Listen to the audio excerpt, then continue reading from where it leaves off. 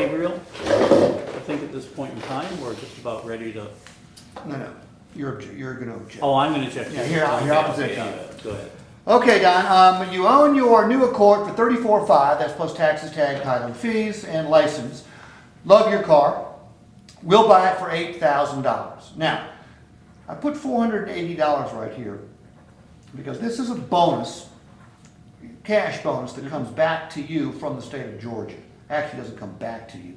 You never take it out of your pocket. Because you're trading in the car, you're only going to be taxed on the difference between the 8 and the 34. 6% of 8,000 is 480 bucks. So that money stays in your pocket. So in order to get your new car ready for delivery, I need to see your driver's license, your insurance card, and I need your okay right here, and we'll get the paperwork started. That number isn't quite enough. I was thinking more like $9,000. Okay, I understand. Don, virtually everybody buys a car from us says exactly the same thing. Everybody wants more. I've never traded a car into a dealership and gotten what I thought was too much for the car, so it's not a problem, we understand.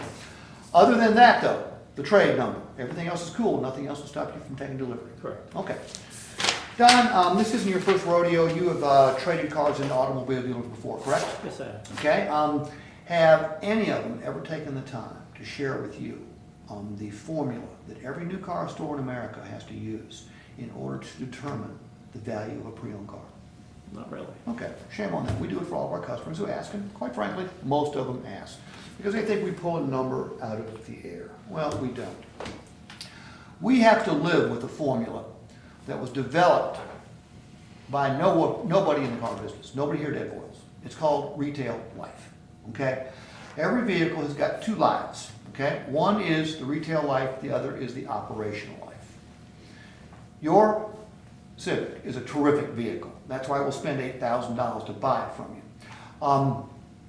We don't know how long that car will last. If the next customer takes as good a care of it as you have, maintains it as well as you have, that car could go on for years and years and years. However, on the other hand, a tractor trailer could run over, hit it from behind in 75 and be destroyed in 2 days. Okay, that's the operational life. It's sort of like the human lifespan. Who knows how long it is? Retail life is something much more finite. And retail life is determined by consumers, that's you, and lenders. That's Honda Finance, that's Wells Fargo, that's Bank of America, that's, the big banks. And here's the way it works. When you drove that Civic off the lot in 2008, it was brand new, just like a little baby, okay? Retail life here in Metro Atlanta, as determined by consumers and lenders, is 7 years. Now, after retail life comes into play too, and I'll show you how that works. But this is the way it works. A consumer decides to go out and purchase a used car. Okay, they got three choices. They can go to a private party, which is a dangerous transaction because a private party has to disclose nothing. And there is no recourse against them if they lied through their teeth to. They could go to an independent used car lot, a place that used to look like, maybe it used to be a service station, got a big gorilla up on top of it, buy here, pay here, in 11 different languages. Or they can come to a new car store's pre-owned lot, which is where you're at right now.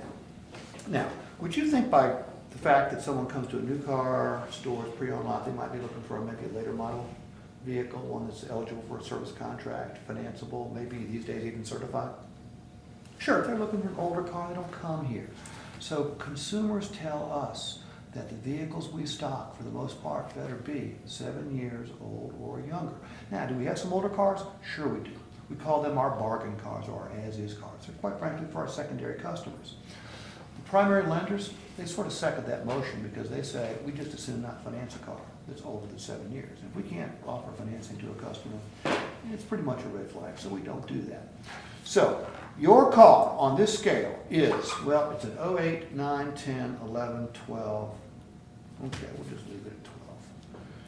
You divide 5 by 7, and that's about, let's just see exactly. 1.4 or something like that, isn't it? No, Or the other way 75. around. 749, 1.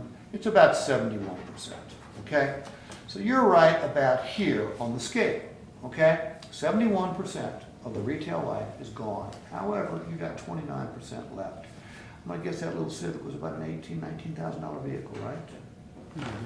Okay, I'm gonna round this up to 30, I'm gonna round that up to 19,000. And let's just see what we come up, 7 carry the 2.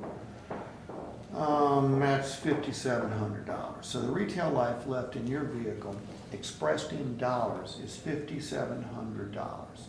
But you know what? That's not what the car's worth. It's worth $8,000. Why? Well, number one, it's a Honda. It happened to hold its value better than most cars. Number two, when the car turns 7 years old in one day, it doesn't lose all of its value. So you tack another $2,300 on there, you come up to the $8,000.